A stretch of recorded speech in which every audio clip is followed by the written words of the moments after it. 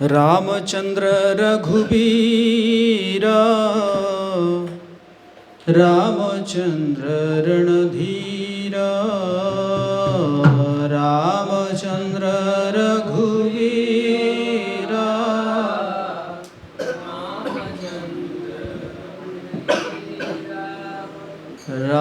रामचंद्र रघुबीरा रामचंद्र रणधीरा रामचंद्र रघुबीरा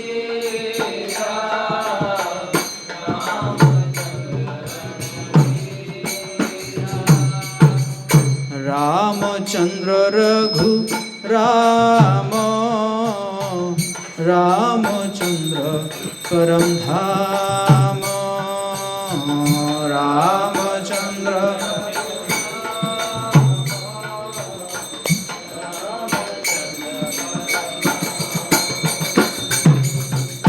रामचंद्र रघु राम रामचंद्र परम धाम रामचंद्र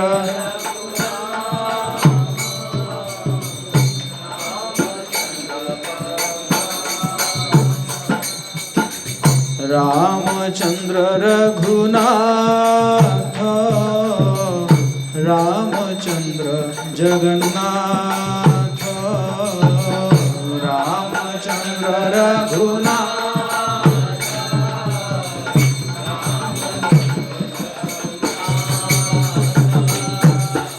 रामचंद्र रघुनाथ रामचंद्र जगन्नाथ रामचंद्र रघु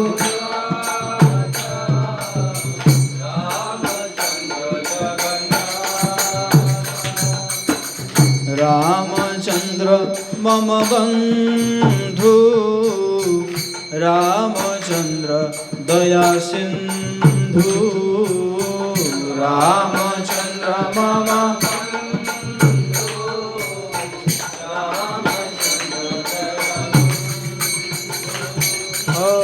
रामचंद्र मम बंधु रामचंद्र दया सिंधु रामचंद्र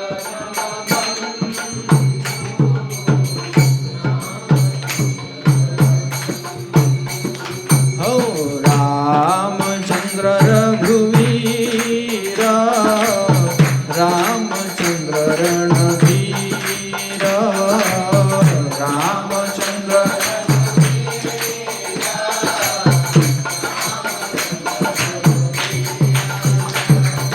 रामचंद्र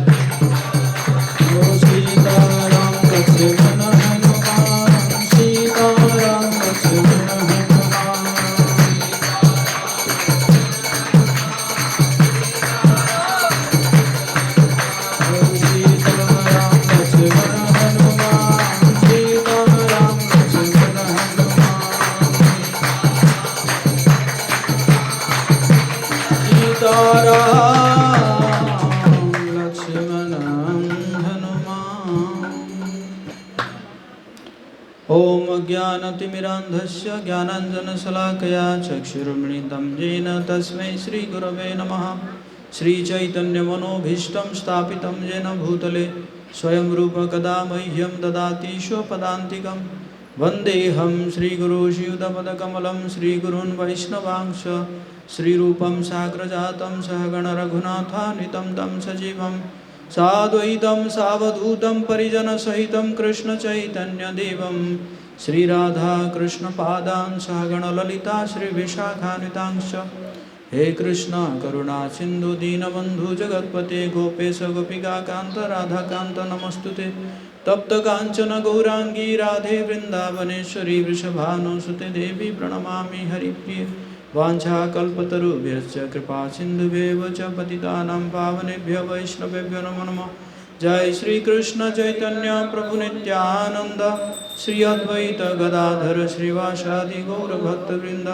हरे कृष्ण कृष्ण कृष्ण हरे हरे, हरे राम राम राम हरे हरे। नमो ओं विष्णुपादाय कृष्णप्रेष्ठाय भूतले श्रीमते भक्तिवेदांत स्वामिनिति नामिने। नमस्ते सरस्वती देवे गौरवाणी प्रचारिणे निर्विशेष शून्यवादी पाश्चात्य देशतारिणे। मूकं करोति वाचालं पंगुं लंघयति गिरिं यत्कृपातमं वन्दे श्रीगुरुदिनतारिणे श्रीचैतन्येश्वरं परमानन्दमाधवं। रामाय रामभद्राय रामचंद्राय भेदसे रघुनाथाय नाथाय सीताय पतये नमः। श्री श्री जगन्नाथ बलदेव सुभद्रा महारानी की जय। श्री श्री राधा मदन मोहन की जय। श्री श्री गौरनिताय की जय। राम कथा महामहोत्सव की जय। जय श्यावर रामचंद्र की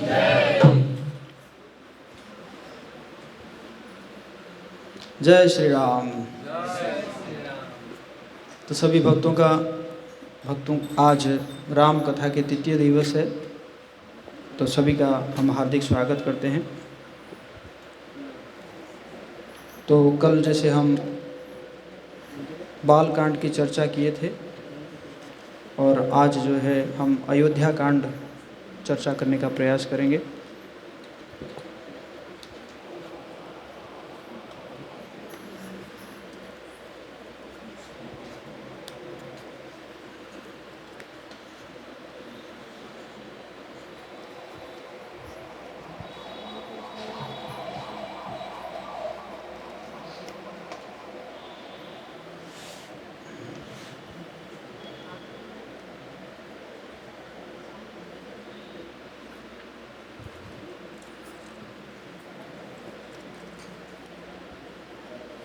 राम सिया राम जय जय राम।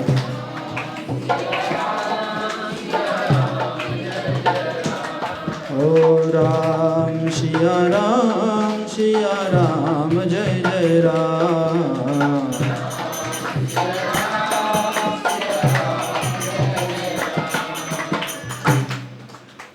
जय श्री राम। तो आज बहुत ही पावन दिवस है। आज श्रीपाद रामानुजाचार्य का भी आज आविर्भाव दिवस है। सो श्रीपाद रामानुजाचार्य जो है वो लक्ष्मण जी के ही अवतार है। राम अनुज हैं?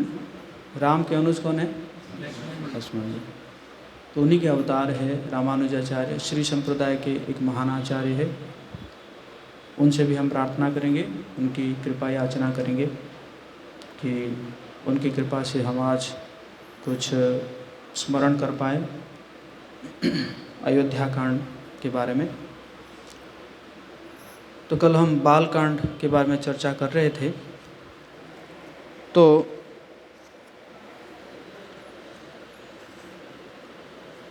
राजा युधाजित एक बार अयोध्या में आते हैं और वो कैकेयी के पुत्र और भरत के मामा थे।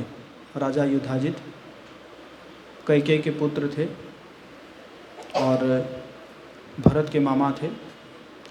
तो अपने भांजे भरत और शत्रुघ्न दोनों को कुछ दिन के लिए लेकर जाने के लिए वो आके आमंत्रण करते हैं और उसके साथ भरत और शत्रुघ्न वहाँ पे चले जाते हैं।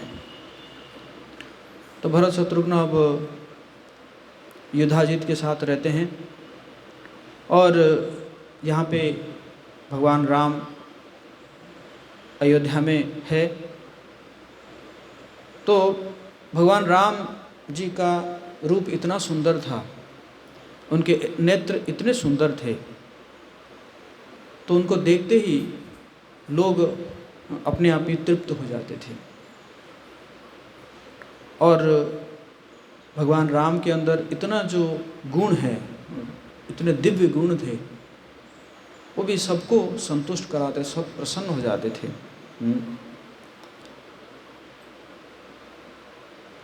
और है तो साहसी थे, शूरवीर थे, फिर भी संयमित। कई लोग होते हैं कि वीर होते हैं तो उनके अंदर एक एक अहंकार होता है कि नहीं, लेकिन फिर भी वो संयमित थे, संतुष्ट, द्वेष रहित, विनम्रता, क्षमाशील। और इसी प्रकार जो है ब्राह्मणों को सम्मान करना, धार्मिक नियम और सिद्धांतों को के अनुसार ही आचरण करना। समस्त शास्त्रों के प्रकांड विद्वान भी थे और अंदर उत्साह था, सभी कुछ करने में उत्साह था। और साथ साथ कोई अगर गलत आचरण करता है उसको दंडित भी करते थे भगवान। घुड़सवारी, धनुर्विद्या, ये सब में जो है एक्सपर्ट थे। तो इसी प्रकार जो है बहुत ही उनके जो दिव्य गुण है, इस दिव्य गुण प्रजाओं को बहुत प्रभावित करता था। तो एक दिन दशरथ महाराज जो है, ऐसे वर्णन है कि जब अपना रूप को एक बार देखते हैं तो उसमें देखते हैं कि जो है, ऐसा कहते हैं कि जो कान के नीचे का बाल जो है वो सफ़ेद हो गया था। तो फिर उन्होंने सोचे कि अब जो है मेरा समय हो चुका है, तो अभी मुझे क्या करना चाहिए, है आगे उत्तराधिकारी चयन कर लेना चाहिए। तो इसी कारण उन्होंने क्या किए कि बैठक बुलवाई, जिसमें सभी जो है उनके राजपुरोहित, मंत्रियां, सेनापति सभी आते हैं। तो आते हैं तो फिर वो कहते हैं कि मैं तो बूढ़ा हो गया हूँ और अभी राम 27 साल का हो चुका है, और ये जो समय है वो चैत्र का पवित्र माह चल रहा है और कल से पुष्य की शुभ घड़ी शुरू हो रही है। तो इसलिए मैं सोच रहा हूँ आप लोगों की अनुमति लेकर मैं राम को अपने उत्तराधिकारी के रूप में सिंहासन आरूढ़ करने के संबंधित अनुष्ठान कल से ही आरंभ करना चाहता हूँ, ऐसे दशरथ महाराज कहते हैं। तो सभी लोग जो है इस प्रस्ताव को जो है प्रस्ताव से बहुत अत्यंत हर्षित होते हैं। और इस प्रकार जब वो कहते हैं कि तो ये तो हम चाह ही रहे थे, उनके मन में ये इच्छा थी। तो फिर जो है अब क्योंकि समय बहुत ही शुभ मुहूर्त था और दशरथ महाराज चाहते थे कि जल्दी हो जाए, तो इसलिए उन्होंने जनक या कैकेयी को आमंत्रित भी नहीं किया। उन्होंने सोचे कि ये जो मैं कर रहा हूँ इससे ज़रूर वो प्रसन्न होंगे। तो फिर उन्होंने जो है जो आदेश दिए कि सब जगह जो है सब नगर को दुल्हन जैसे सजाया जाए। वेद वेदित कही सकल विधाना, कहे रचौ पुर विविध विताना।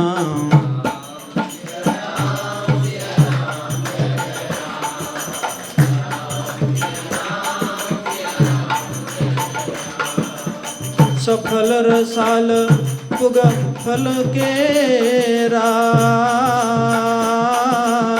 रोपहु बिथनी पुरचानु फेरा।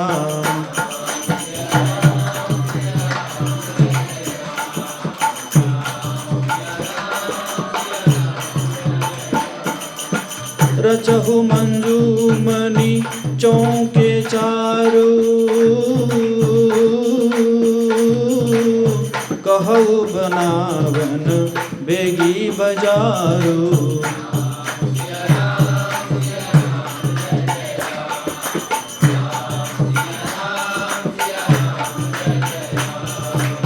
पूजहु गणपति गुरकुल देवा, सब विधि करहु भूमि सुर सेवा।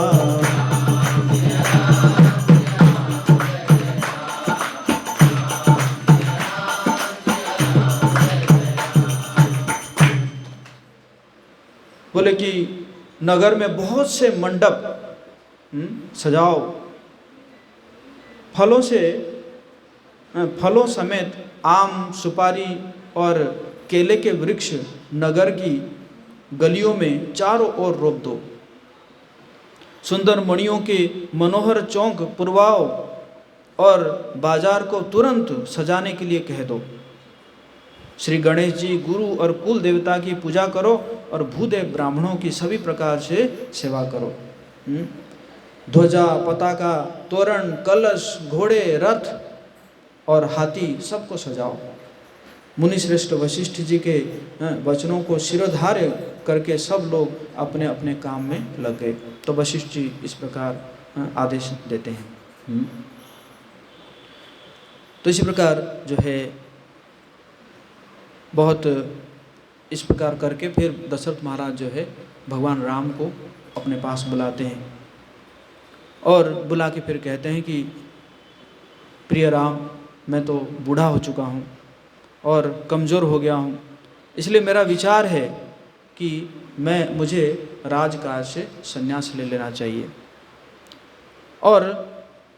और मैंने सब कुछ कर चुका हूँ, मतलब जितना भी यज्ञ है और जो भी दान वगैरह ये सब मैं कर चुका हूँ और मैं भोग भी चुका हूँ, है ना, है कि नहीं। जैसे कहते हैं कि है ना, धर्म अर्थ काम मोक्ष है, ये सब मैं मतलब कर चुका। मेरे लिए अभी जो है मोक्ष मेरी बाकी है। तो इसलिए मैं चाहता हूँ और तुम जो है मेरे पुत्र में ज्येष्ठ हो और तुम सभी प्रकार से काबिल हो, इसलिए मैं चाहता हूँ कि आप जो है ऐसा करो कि ये जो कौशल नरेश का पदभार ग्रहण करो। तो भगवान राम जो है उस आज्ञा को पालन करते हैं और ये समाचार जब भगवान राम जी के जो कुछ अनुचर थे वो ये समाचार को पहुंचा देते हैं, कहाँ पे, कौशल्या माता के पास पहुंचा देते हैं। तो कौशल्या माता जो है वो बहुत ही प्रसन्न हो जाती है और वो जो है भगवान विष्णु की आराधना करती है और उसी समय जो है भगवान राम भी कौशल्या माता के पास जाते हैं और कौशल्या माता से जो है मिलते हैं। तो कौशल्या माता से जब मिलते हैं तो बल्कि ऐसे कहते हैं कि ऐसा है, पिताजी का ये आदेश है कि मुझे अब राज भार संभालना चाहिए। तो माता बहुत प्रसन्न हो जाती है, कहती है कि भगवान विष्णु की जो आराधना का फल आज मुझे मिल गया है। और इस प्रकार कहकर भगवान राम की जो कपाल को जो है वो चूमती है, माथा को चूमती है। और इसी प्रकार जो है इस प्रकार जो है कौशल्या माता से मिलते हैं। और उसके बाद फिर जो है भगवान राम वापस आते हैं, अपने महल में आते हैं और महल में आके सीता माता को भी ये खबर देते हैं। तो उसके बाद फिर दशरथ महाराज जी को कुछ अपशगुन दिखता है।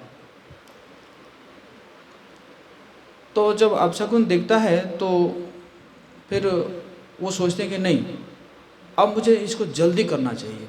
पहले तो सोचा था कि हाँ अब होगा, अब समय निकाला जाएगा, लेकिन फिर जब ये जो अपशगुन देखते हैं तो फिर सोचते हैं कि पता नहीं कब क्या होने वाला है, एक काम करते हैं कल ही इस काम को शुरू कर देते हैं। तो तुरंत फिर भगवान राम जी को फिर बुलाते हैं। तो राम जी फिर दोबारा आते हैं।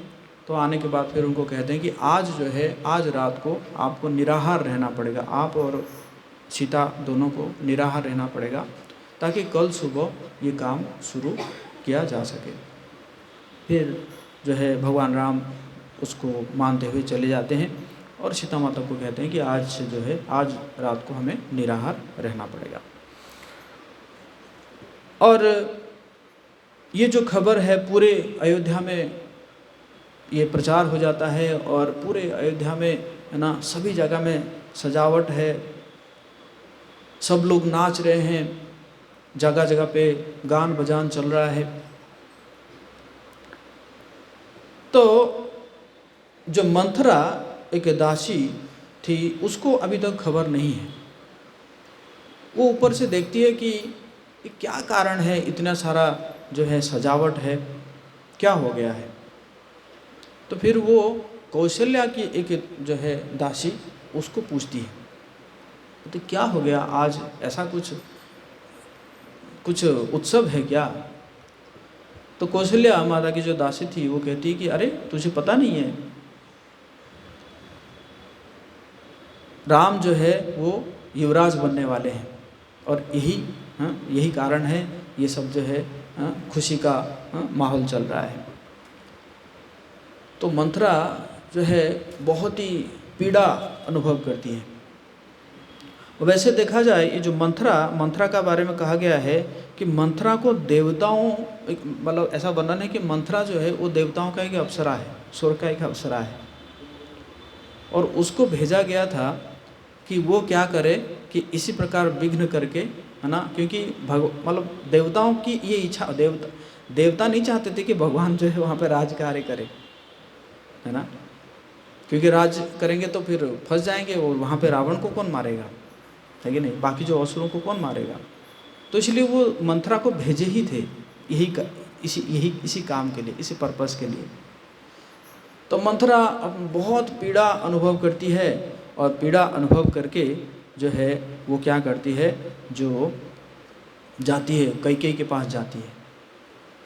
और कैकेयी उस समय क्या करती है कि एक झूला में वो झूलती रहती है, आराम से झूलती रहती है। तो मंथरा आके कहती है, तुरंत जो है वो आके फटकारती है कि अरे देखो कितना दुर्घटना घटने वाला है और तू जो है यहाँ पे आराम से सोई हुई है। तो कैकेयी कुछ समझ नहीं पाती। जब कैकेयी समझ नहीं पाती तो कैकेयी जब समझ नहीं पाती तो फिर वो उसको, मंथरा जो है उसको कैसे कैकेयी के हृदय में विष दिया जाए। तो इसलिए वो कई प्रकार के कहती है कि अब जो है आप देख लो, ये मतलब बहुत ही कूटनीति करके राजा दशरथ क्या कर रहे हैं कि कौशल्या के बेटे को जो है वो क्या बना रहे हैं, युवराज बना रहे हैं, और बहुत जल्दी में है, तुझे पूछा तक नहीं। और जब भरत और शत्रुघ्न बाहर है, उनको बुलाया तक नहीं, तो ये सब हो रहा है। तो कई पहले तो हंस देती है, और हंस के कहती है कि तेरा ना तू पागल हो गई है, और पागल हो गई। तो और कई पहली कहती है कि क्या हुआ क्या है, कि ऐसा है कि राम जो है युवराज बन रहे हैं। तो कई तो तुरंत क्या करती है कि अपने जो मोतियों का माला वो लेकर मंथरा को देती है। तो मंथरा तुरंत उसको फेंक देती है मोतियों की माला को, और फेंक के वो जो है कहने लगती है, उसको पूरा एकदम जहर घोलने लगती है उसके हृदय में, कई के हृदय में। धीरे धीरे देख राम राजा बन जाएगा, और कौशल्या जो है फिर तुझे निकाल देंगे, तुझे और भरत को दोनों को वनवास दे देंगे। तो इसी प्रकार बहुत जब कहने लगती है ना, इसलिए असत्संग नहीं करना चाहिए, है कि नहीं। चैतन्य महाप्रभु कहते हैं कि असत्संग त्याग यही वैष्णव आचार। तो बार बार जो असत्संग करती है, वो सुनती है, तो कई भी धीरे धीरे क्या हो जाती है, कन्विंस हो जाती है, और कन्विंस होके जो है वो पूछती है मुझे क्या करना चाहिए तो बता। तो फिर मंथरा जो है उसको पूरा अच्छे से समझाती है कि देखो मेरे पास उपाय क्या है। कई पूछती है मेरे पास उपाय क्या है। तो मंथरा कहती है मैं बता रही हूँ ना तुम्हें कि तुमने क्या किया था कि एक समय में युद्ध हुआ था, है? और वहाँ पे तुम क्या किए थे कि जो राजा दशरथ हालांकि बहुत युद्ध लड़े थे, लेकिन एक समय में वो मूर्छित हो गए थे, और उस समय तुमने सेवा की थी, और फिर शत्रु से आपने बचा लिया था उसको, दशरथ महाराज जी को बचा लिया था। तो दशरथ उस समय क्या कहते कि कोई भी 2 वरदान तुम मांगो, और तुमने कहा था कि मैं वरदान बाद में मांग लूँगी, है कि नहीं। अब देखिए कि मंथरा और कैकेयी हैं। मंथरा मतलब देखा जाए तो 2 टकी की स्त्री है कि नहीं। उसको कैकेयी को क्या बोलने की क्या ज़रूरत थी, है कि नहीं। पति पत्नी का जो मतलब ये कुछ अंतरंग बातें हैं, उसको ये मंथरा को बोलने की क्या ज़रूरत थी, है कि नहीं। तो जो भी है, तो इसी प्रकार जब कहती है कि अब तुझे ये 2 वरदान मांगना चाहिए। तो क्या क्या वरदान है कि एक वरदान तो यह है कि भरत जो है, राम नहीं भरत जो है वो उत्तराधिकारी बनाएंगे, राजा बनेंगे। और दूसरा वरदान ये है कि क्या है कि राम जी को जो है 14 साल के वनवास भेज दिया जाएगा। और उसका वो तर्क भी देती है कि क्योंकि राम अगर यहाँ पे रहेंगे तो जो राज्यवासी है प्रजा, वो कभी भी भरत को एक्सेप्ट नहीं करेंगे। लेकिन जैसे ही राम 14 साल के लिए वनवास चले जाएंगे, तो धीरे धीरे क्या होगा, भरत जो है वो बढ़िया शासन करके, है ना, उनको भुला देगा। तो फिर कोई समस्या नहीं होगा। तो फिर और उसके बाद बहुत ट्रेनिंग देती है कि तुझे कैसे जाना चाहिए, तुझे वहाँ जाना चाहिए, कोप भवन में जाना चाहिए, और वहाँ पे फटे पुराने कपड़े पहनना है, सारा अलंकार को निकाल देना है, और अलंकार को निकाल के ज़मीन पर सो जाना है। और जब राजा आएंगे तुम्हारे पास आएंगे, राजा तो ज़रूर तुम्हारे पास आएंगे, तो राजा तुम्हारे पास आएंगे तो तुम ज़ोर ज़ोर से चिल्लाते रहना, ज़ोर ज़ोर से रोते रहना। और एक समय में ऐसा होगा कि जैसे पूरा वो वचन दे देंगे, हाँ तुम जो भी मांगोगे मैं पूरा कर दूंगा, तब जाके तुम ये वरदान को मांगना, है ना। तो इसी प्रकार जो है मंथरा को वो जो है कैकेयी को वो सजाती है, और सजा के खुद लेकर जाती है कहाँ पे, कोप भवन में लेकर जाती है, और लेके जाके वहाँ को पूरा बढ़िया सा ट्रेनिंग देकर जो है वो वहाँ पे छोड़ आती है। तो तो दशरथ महाराज जो है सबको सब कुछ देखकर, सब कुछ जो है सबको सौंप कर, फिर आखिर में दशरथ महाराज जो है वो जाते हैं कैकेयी भवन में जाते हैं। ऐसे है कैकेयी जो है सुंदर थी, तीनों रानियों में सबसे सुंदर थी और युवा थी। तो इसलिए उस समय दशरथ महाराज है ना उन्हीं के साथ रहते थे, कैकेयी के साथ ही रहते थे। तो कैकेयी के भवन में जब जाते हैं तो वहाँ देखते हैं कि कैकेयी है नहीं। फिर सोचते हैं कि कहाँ है। तो फिर किसी दासी से पूछते हैं तो दासी कहती है कि कैकेयी जो है वो कोप भवन में है। तो दशरथ महाराज समझ नहीं पाते कि कोप भवन में इतना खुशी का माहौल है कि नहीं। तो दशरथ महाराज जो है वो जाकर वहाँ पे पहुँचते हैं। जब कोप भवन में जाके पहुँचते हैं कि देखते हैं कि ये पूरा एकदम ज़मीन में पड़ी हुई है, एकदम फटे पुराने कपड़ा पहनकर। तो दशरथ महाराज को बड़ा दुख होता है। वैसे दशरथ महाराज बहुत आसक्त थे, कैकेयी के प्रति बहुत आसक्त थे। और ऐसा उनको लगा कि जैसे अप्सरा, कोई अप्सरा जो है वो स्वर्ग से धूल धूसरित होकर जमीन पर गिर गई है। तो फिर दशरथ महाराज उनको मनाने के प्रयास करते कि क्या हुआ है बताओ। हे प्रिय, मैं पूरी तरह से सिर्फ तुम्हारा ही हूँ। तुम्हें जो बात पसंद नहीं हो तो मैं वो काम करने का साहस कभी भी नहीं कर सकता। बेहिचक होकर मुझे बताओ कि तुम्हारे मन में क्या चल रहा है। हे सर्वश्रेष्ठ सुंदरी, तुम तो जानती हो मैं तुम्हें स्वयं अपने प्राणों से भी अधिक प्यार करता हूँ। जिस प्रकार उदय होता हुआ सूर्य ओस के कणों को वाष्पित करके सूख लेता है, उसी प्रकार मैं तुम्हारे दुख को दूर कर दूंगा। इसी प्रकार दशरथ महाराज जो है उनको कहते हैं। तो और या तो वो सोच रहे हैं कि किसी रानी से कुछ झगड़ा हो गया क्या, या किसी ने तुम्हें कुछ कह दिया क्या है बताओ। तो वो कहती है, कैकेयी कहती कि नहीं, कोई मेरा यह अपमान या अनादर नहीं किया है। हे स्वामी, मैं आपको अपने हृदय की बात बताऊंगी, परंतु उससे पहले आपको मुझे इस बात का पूर्ण आश्वासन देना होगा कि आपसे जो कुछ भी मांगूंगी आप मुझे वो दे देंगे। फिर महाराज दशरथ जो है उसके सिर को अपनी गोद पर रख देते हैं और कहते हैं कि हे प्रिया, तुम जानती हो कि राम के अतिरिक्त मैं तुमसे अधिक प्रेम अन्य किसी से भी नहीं करता।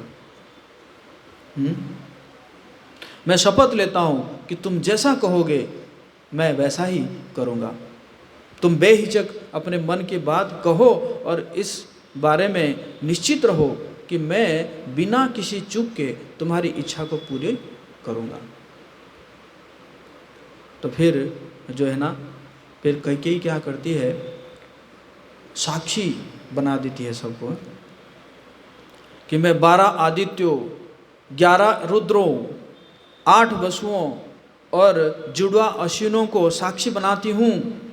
गंधर्वों, राक्षसों, पितरों, भूत प्रेतों और अन्य समस्त जीवधारियों के साथ सूर्य, चंद्र, दिन और रात और चारों दिशाओं को भी साक्षी बनाती हूँ। हे परमेश्वर, धर्म के पालक और सत्यनिष्ठ रहने वाले मेरे स्वामी ने मेरी इच्छा पूर्ण करने का वचन दिया है।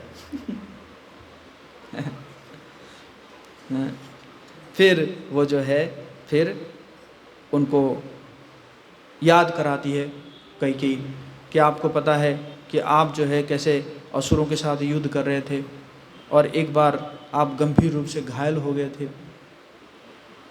तो घायल होने के बाद मैंने आपकी सेवा की थी, आपकी प्राण रक्षा की थी।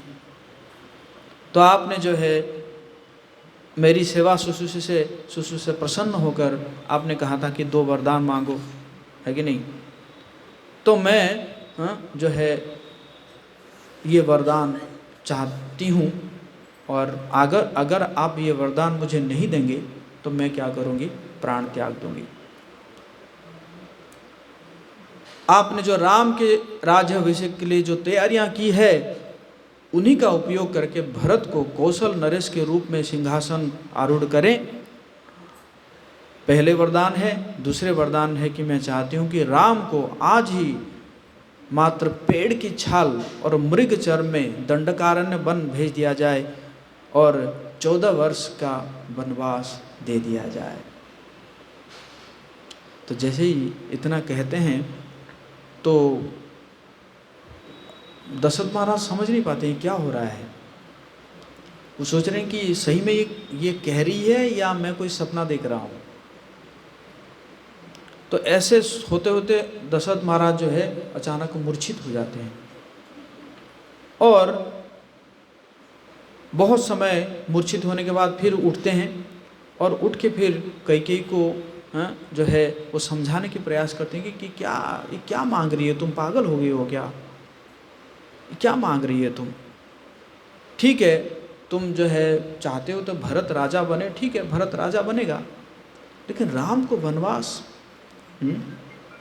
ये तो मतलब वनवास उस समय दिया जाता था। जैसे आगे है ना, आगे वो कैकेयी को पूछेंगी,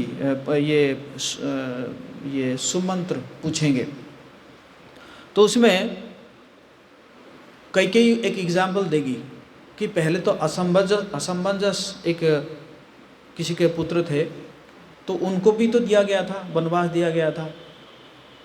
तो फिर वो सुमंत्र कहते हैं कि वो असमंजस जो है उसको तो इसीलिए दिया गया था, वो क्या करता था कि उसके जितने भी मित्र थे, साथी थे, उसको मार देता था, मार के जो है सरयू के नदी के बालू में गाड़ देता था।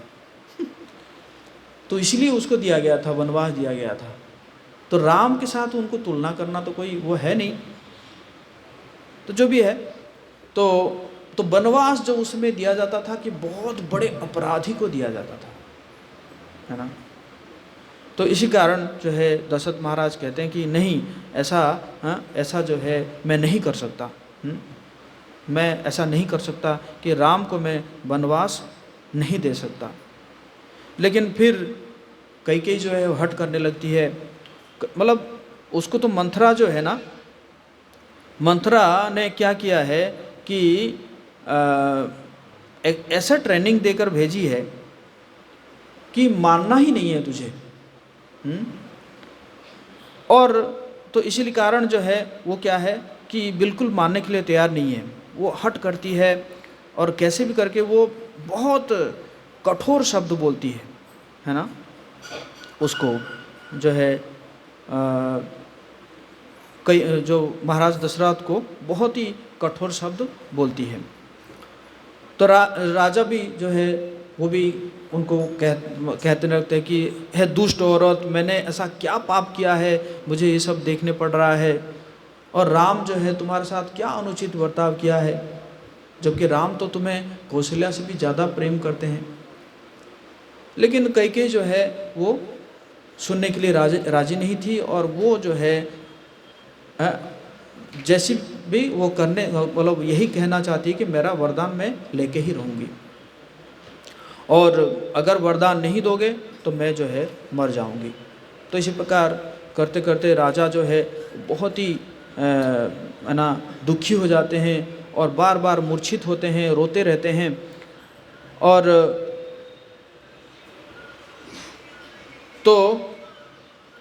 और किसी प्रकार जो है दशरथ महाराज कहते हैं कि मैं तुम्हारा त्याग कर रहा हूँ, हैं, और तुम मेरी पत्नी अब नहीं हो। तो जो भी है वो कह रही कि जो भी हो, मेरा वचन जो है, मुझे आप जो वचन दिए हैं उसको पूरा करना ही होगा। तो इसी प्रकार उसी समय क्या होता है कि सुमंत्र आते हैं। तो सुमंत्र जब आते हैं तो उन्होंने सोचे कि शायद सो रहे होंगे, दशरथ महाराज सो रहे होंगे। तो दशरथ महाराज कहते नहीं, मैं सो नहीं रहा हूँ, तुम क्या करो, राम को बुलाओ। फिर भगवान राम जी को बुलाया जाता है, और भगवान राम जब आते हैं तो देखते हैं कि दशरथ महाराज जमीन पर गिरे हुए हैं और कैकेयी जो है बैठी हुई है, वो कुछ समझ नहीं पाते हैं। तो फिर वो उठाकर बिठाते हैं उनको, दशरथ महाराज जी को ऊपर बिठाते हैं, आसन में बिठाते हैं, और बिठा के पूछते हैं कि क्या हुआ है। तो फिर दशरथ महाराज कुछ नहीं कहते हैं, लेकिन कैकेयी कहती है कि देखो ये जो है दशरथ महाराज मुझे 2 वरदान दिए थे और वो वरदान को पालन करने में वो उनको हिचकिच हो रहा है, तो इसलिए वो कुछ कह नहीं पा रहे हैं। 2 वरदान ये है कि भरत राजा बने और आप जो है अभी वनवास जाओ। तो भगवान राम जो है वो बहुत ही प्रसन्नता से इसको स्वीकार कर लेते हैं और स्वीकार करके वो कहते हैं कि इतने बात के लिए आपको पिताजी को दुखी करने की कोई ज़रूरत था ही नहीं, आप तो ये बात मुझे ही बोल देते, मैं खुशी खुशी कर लेता। तो फिर तुरंत भगवान राम जो है वो जाते हैं कौशल्या माता के पास जाते हैं और कौशल्या माता के पास जाते हैं और कौशल्या माता को जब वो कहते हैं कि इस प्रकार हुआ है तो कौशल्या माता बहुत दुखी हो जाती हैं। और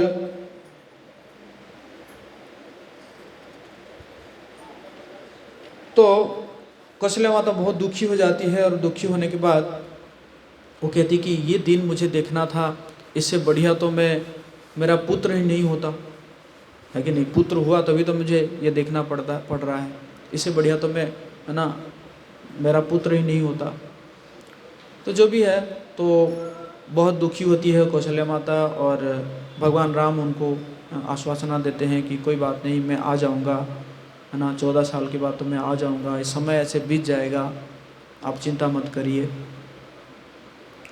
और उसी समय वहाँ पे जो है सीता माता वो आती है और जब सीता माता आती है तो और सीता माता को जब पता चलता है तो सीता माता भी वो कहती है क्या है कि मैं भी तुम्हारे साथ जाऊंगी। तो बहुत सुंदर प्रसंग है, लेकिन भगवान राम जो है वो उनको बिल्कुल लेने के लिए राजी नहीं है, क्योंकि भगवान जी सोचते थे कि जंगल है, बहुत परेशानी होगी, और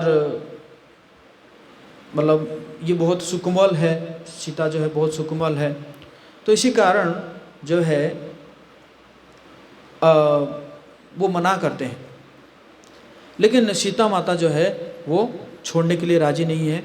सीता माता जो है वो कहती कि नहीं, कुछ भी हो मैं आपके साथ ही जाऊंगी, और है ना, प्रत्येक पत्नी का यह कर्तव्य है कि वो जो है पति के अच्छे बुरे समय में उसके साथ रहे। और इसीलिए मैं भी आपके साथ वन को जाऊंगी।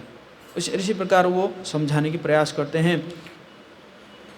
लेकिन जब भगवान राम जो है राजी नहीं होते हैं तो फिर वो क्रोधित होकर क्या करते हैं, कहने लगते हैं कि तो मेरे पिताजी ने गलती से आपको जो है ना आपको मुझे दे दिया है, और ये जो दशरथ जो अयोध्या के वासी कहते हैं कि आप शूरवीर है, आप इतना वो है, ये सब झूठ बोलते हैं।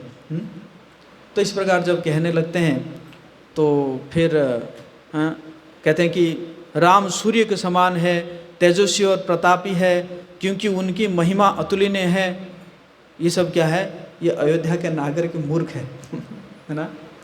तो कई बार भक्त जो है ना, भक्त इसी प्रकार प्रेम से भगवान जी को ऐसे भी डिमांड करते हैं ना। तो क्योंकि पर्पस क्या था, पर्पस यही था कि भगवान के साथ रहना, है कि नहीं, पर्पस यही था। तो इसी प्रकार जब करते हैं तो फिर सीता माता कहती कि देखो या तो लेके चलो, नहीं तो मैं सीधा यहाँ पे जहर पी लूँगी, है ना, विषपान कर लूँगी। तो भगवान राम जो है फिर राजी हो जाते हैं और भगवान राम कहते हैं, हे प्रिय, मैंने तुम्हें निरुत्साहित करने का प्रयास मात्र इसलिए किया क्योंकि मैं तुम्हारे मन की वास्तविक दशा से परिचित नहीं था। मेरी प्रिय सीता, जिस प्रकार एक बुद्धिमान व्यक्ति दया और करुणा की अपनी भावना को त्याग नहीं कर सकता, उसी प्रकार अब मैं भी तुम्हें छोड़कर नहीं जा सकता हूँ, है ना। तो ये भगवान जी भी कभी कभी क्या करते हैं, परीक्षा लेते हैं, है ना। तो उस परीक्षा में सीता माता क्या हो जाती है ना, वो पास हो जाती है ना, उत्तीर्ण हो जाती है। तो उसी समय फिर लक्ष्मण जी आ जाते हैं लक्ष्मण जी कहते हैं कि मुझे भी आप लेकर चलिए। तो भगवान राम उनको भी कहते हैं कि नहीं नहीं, है ना, आपको नहीं जाना चाहिए, हैं, क्योंकि अभी देखो भरत आएगा और पता नहीं भरत का स्वभाव कैसा रहेगा।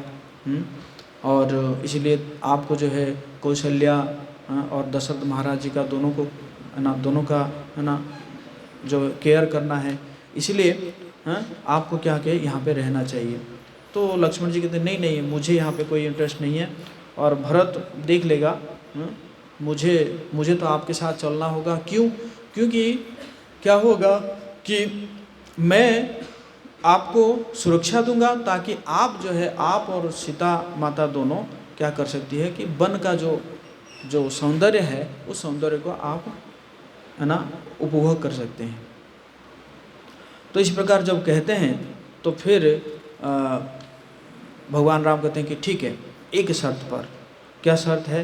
कि आपको जो है अपनी माँ से परमिशन लेना होगा। लक्ष्मण जी कहते हैं ले, अब तो हो गया कल्याण। अब माँ परमिशन देगी जाने के लिए, है ना। तो इसी प्रकार जो है जाते हैं, माँ के पास जाते हैं, सुमित्रा के पास जाते हैं, है ना। जब जाते हैं तो सुमित्रा माता क्या कहती है? अवध तहाँ जहाँ राम निवासु, तहीं दिवसु जहाँ भानु प्रकाशु।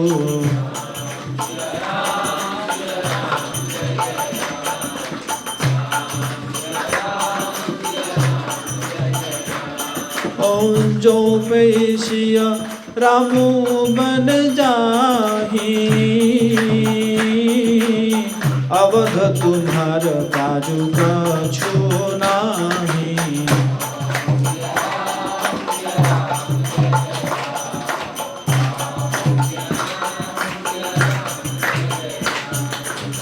गुरु पितु मातु बंधु सुरसाई, सही सकल प्राण की नाई।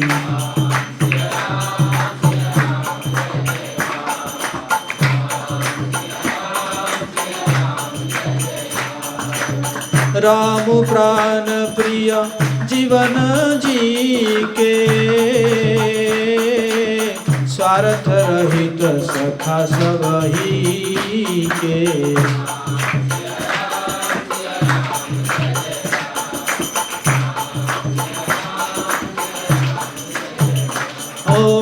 पुत्रवती जुवती जग सोई,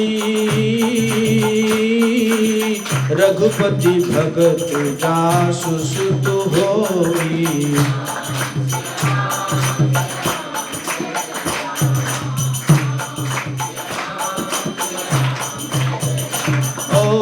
तनेरु बांझ भली बादी बियानी, राम विमुख सुत ते हित जानी।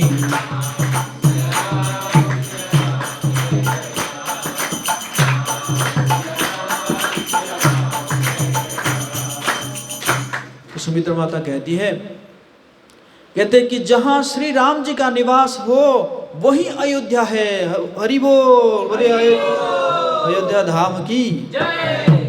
बोले जहां पे राम रहेंगे वहीं पे अयोध्या है। जहाँ सूर्य का प्रकाश हो वही दिन है। यदि निश्चय ही सीताराम वन को जाते हैं तो अयोध्या में तुम्हारा कुछ भी काम नहीं है। अगर वो जा रहे हैं तो अयोध्या में तुम्हारा क्या काम है? ऐसे होना चाहिए है माता, ऐसे होना चाहिए कि नहीं? गुरु, पिता, माता, भाई, देवता और स्वामी, इन सब की सेवा प्राण के समान करनी चाहिए।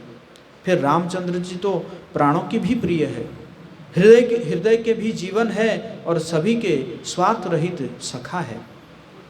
संसार में वही युवती स्त्री पुत्रवती है जिसका पुत्र श्री रघुनाथ जी का भक्त हो। जय श्री राम।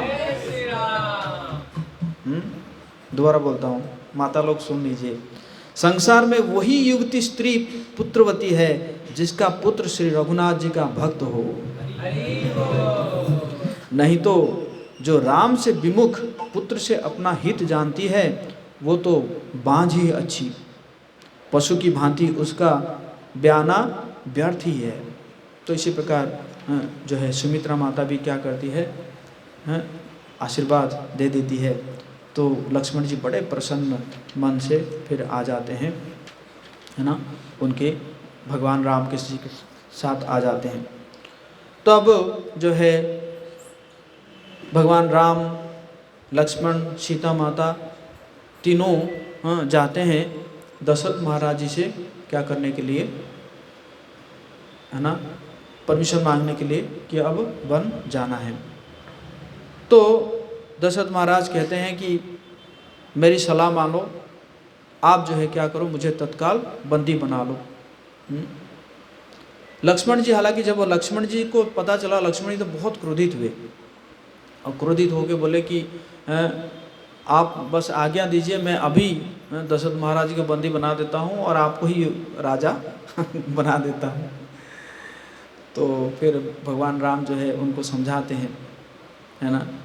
तो उसी प्रकार यहाँ पे दशरथ महाराज कहते हैं कि बढ़िया रहेगा, आप क्या करो, मुझे बंदी बना लो, क्योंकि वचन तो मैंने दिया हूँ ना, तो आप मुझे बंदी बना लो, राजा बन जाओ।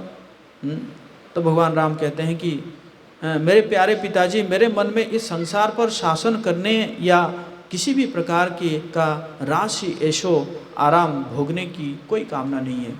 ये होते हैं त्यागी, है ना। भगवान जो है वो क्या होते हैं, परम त्यागी।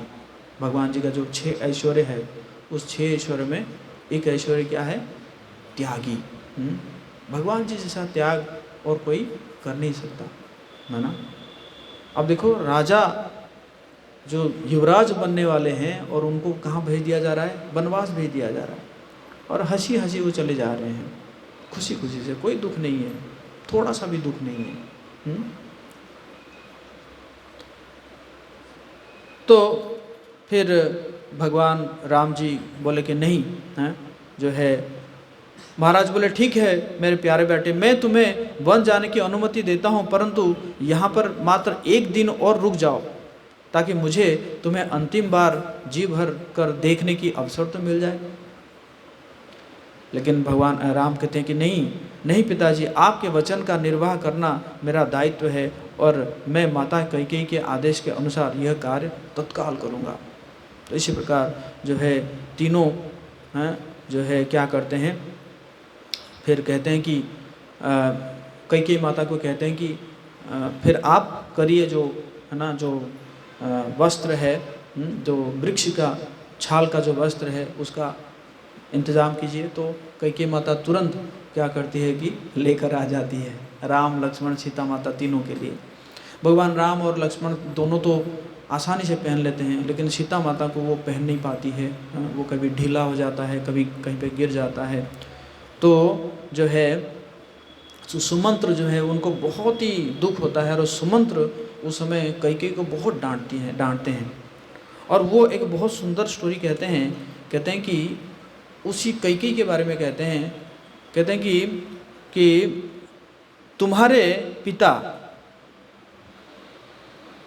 तुम्हारे पिता जो है उनको किसी ऋषि ने एक वरदान दिया था कि जो पक्षियां हैं, पक्षियां जो बात करते हैं ना, वो पक्षियों को जो बात है उस बात को तुम समझ सकते हो, तो उनका जो भाषा है उसको तुम समझ सकते हो। लेकिन उन्होंने कहा कि लेकिन आप तो समझ सकते हो, लेकिन ये बात को अगर आप और किसी को बोल दोगे तो आपकी मृत्यु हो जाएगी। तो जो कैकेयी के पिताजी है वो समझ जाते थे, सभी पक्षियों की भाषा को समझ जाते थे। तो एक बार क्या हुआ कि एक पक्षी जो है कुछ आवाज़ किया, तो जब आवाज़ किया तो क्या हुआ कि वो समझ गए, और समझ के क्या किया, वो हंस दिए, मतलब वो उस भाषा को समझ के वो हंस दिए। वहाँ पे जो है वो कैकेयी की माता बैठी हुई थी, उन्होंने सोचा कि शायद मेरे ऊपर राजा हंस रहे हैं, तो उन्होंने कहा कि आप मेरे ऊपर क्यों हंस रहे हैं।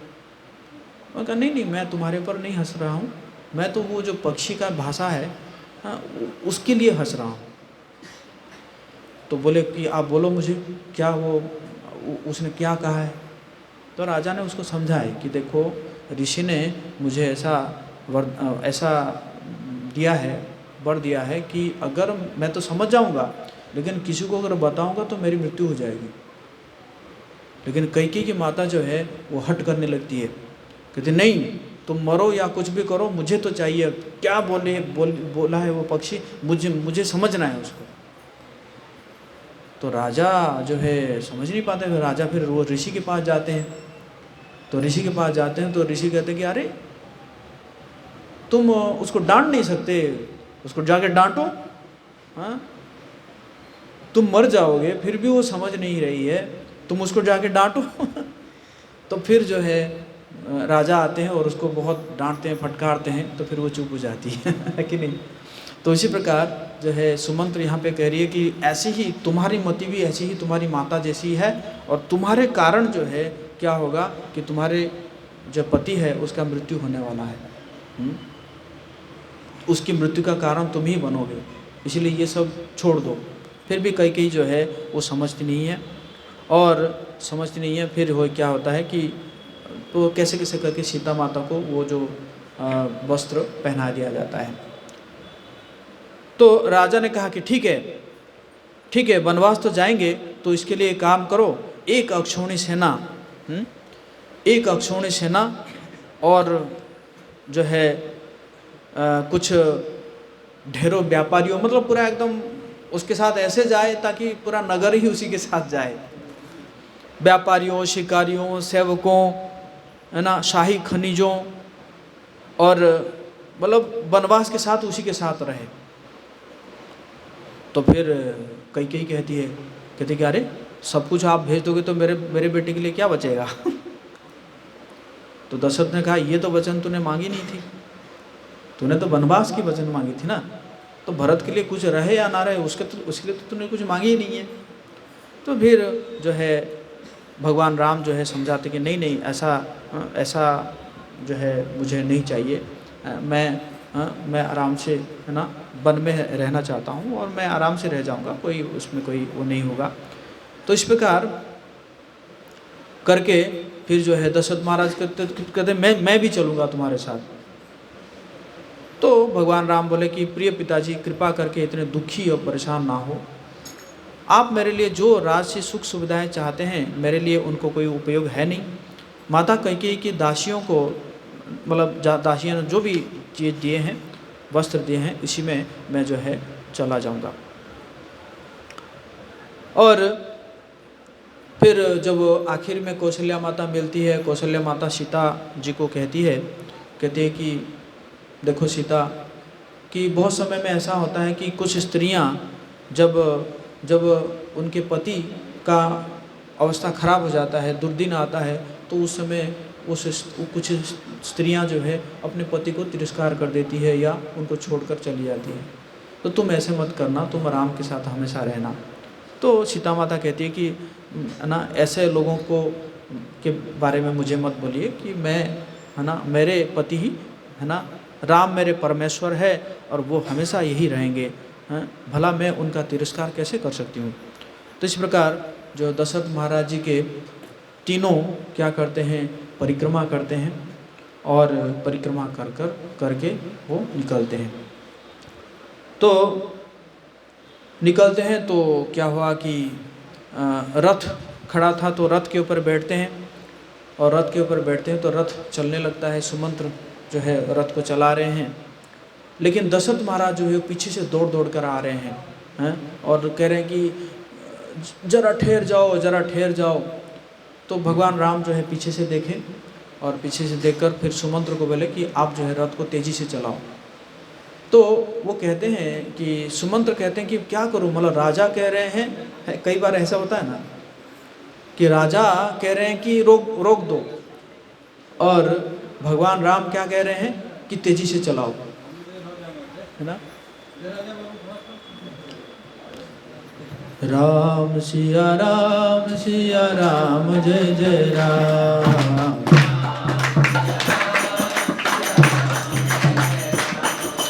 राम सिया राम जय जय राम।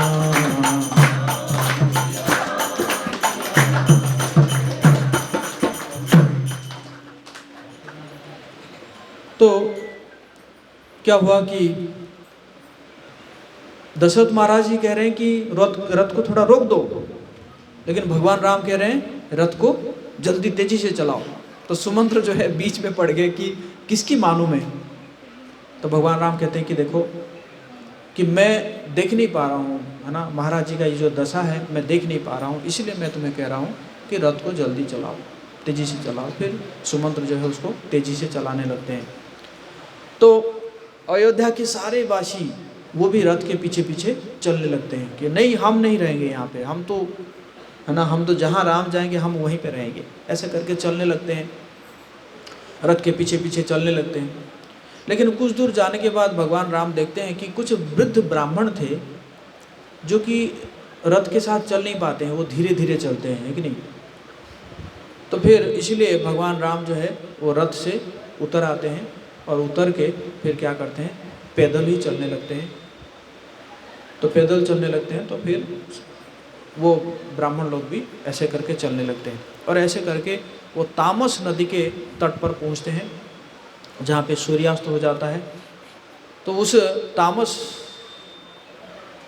तामस नदी के तट पर पहुँच के फिर वहाँ पे विश्राम करते हैं। तो सभी लोग आराम से सो जाते हैं और भगवान राम भी वहाँ पे सो जाते हैं। लेकिन क्या होता है कि रात को सुबह होने से पहले ही भगवान राम आराम से सुबह होने से पहले ही भगवान राम जग जाते हैं और जग के फिर क्या कहते हैं कि सुमंत्र को बोलते हैं कि अभी हम जल्दी निकलना चाहिए, सब लोग सोए हुए हैं, नहीं तो हम इनको लेके कहाँ जाएंगे, इतने सारे लोग जो है आए कहाँ जाएंगे।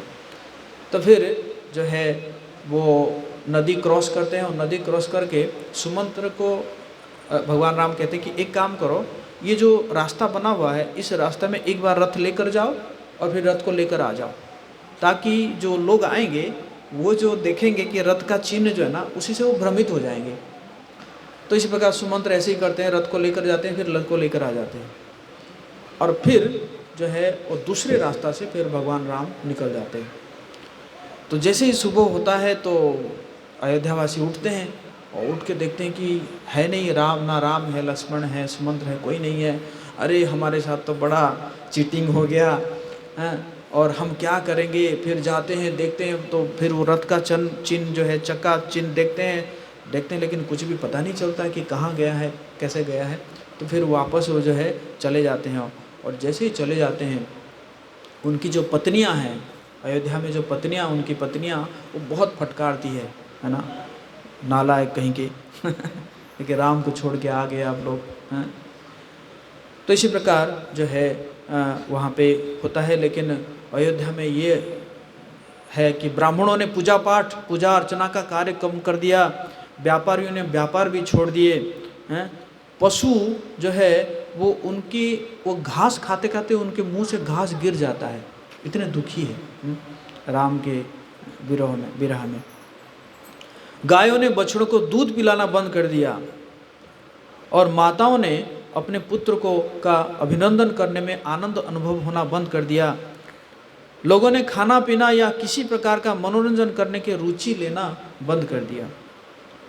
और उसी प्रकार जो है फिर भगवान राम जो है वो गोमती नदी को पार करके राम जो है स्यंदिका नदी के तट पर पहुँचे, जो कौशल प्रांत की दक्षिण सीमा पर थी। तो इसी प्रकार जाते जाते उन्होंने पहुँचे श्रृंगवेरपुर पहुँचे और जहाँ के जो राजा एक गुहा था जो कि भगवान राम के वो मित्र था, तो निषाद राज।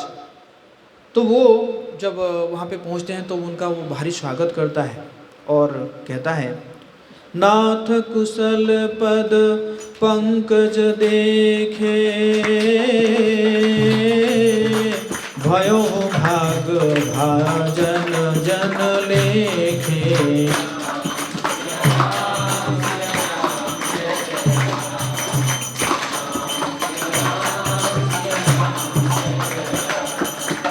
देवधर निधनु धाम तुम्हारा, मैं जनु निजु सहित परिवारा।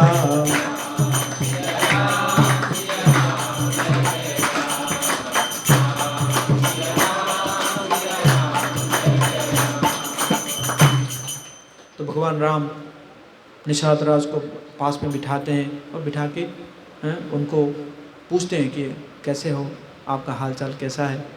तो निषाद राज कहते हैं कि हे नाथ, आपके चरण कमल के दर्शन से ही कुशल है। आज मैं भाग्यवान पुरुषों की गिनती में आ गया। हे देव, यह पृथ्वी, धन और घर सब आपका है। मैं तो परिवार सहित आपका नीच सेवक हूँ। तो इस प्रकार वो कहता है कि ये राज आपका है, अब आप इसी में रहिए, मैं आपका बस सेवा करूँगा, सब आपका है। लेकिन भगवान जो है उसको ग्रहण नहीं करते हैं। भगवान कहते हैं कि नहीं, मैंने जो है ना वनवास करने के लिए आया हूँ, मैं कोई है ना राज्य बसाने नहीं आया हूँ। तो बहुत कुछ है ना सब लेकर आते हैं, पकवान वगैरह लेकर आते हैं। तो भगवान राम कहते कि नहीं, मैं अब पकवान नहीं खाऊंगा, मैं 14 साल तक क्या खाऊंगा, बस कंद मूल फल जो भी वन में मिलता है वही खाऊंगा। हाँ, कुछ जो है आप छोड़ जाइए ताकि मैं मेरे राजा के जो प्रिय अश्व है, जो कि रथ के अश्व है, उनको खिलाऊंगा, है ना। तो भगवान देखिए मतलब हाउ ही इज केयरिंग, कि अश्व का भी क्या कर रहे हैं, ध्यान रख रहे हैं, है कि नहीं। तो इस प्रकार फिर रात को क्या होता है कि जो है फिर फल वगैरह देते हैं, तो उसी को खाते हैं। और एक इंगुड़ वृक्ष था, उस इंगुड़ वृक्ष के नीचे पत्ता का वो शैया बनाता है वो निषाद राज, और उसी के ऊपर राम और सीता माता वहाँ पे विश्राम करते हैं। और लक्ष्मण और जो निषाद राज दोनों गार्ड करते रहते हैं और रात भर जो है बातें करते रहते हैं कि क्या हो गया है, कैसे हो गया है ना। और तो बहुत ही जो है निषाद राज कहता है कि कई कैसे ऐसे कर दी। तो फिर लक्ष्मण जी उसको समझाते हैं। बोले लखन मधुर मृदुबानी, ज्ञान विरग भगति रस सानी।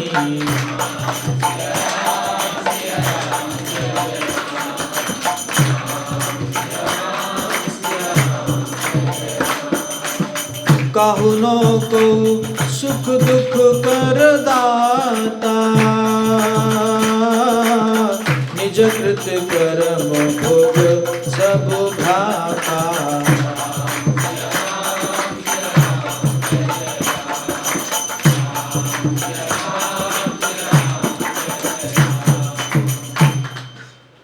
तो लक्ष्मण जी कहते हैं कि देखो, ज्ञान वैराग्य और भक्ति के रस से सनी हुई मीठी और कोमल वाणी से बोले, हे भाई, कोई किसी को सुख दुख देने वाला है ही नहीं, सब अपने ही किए हुए कर्मों का फल भोगते हैं।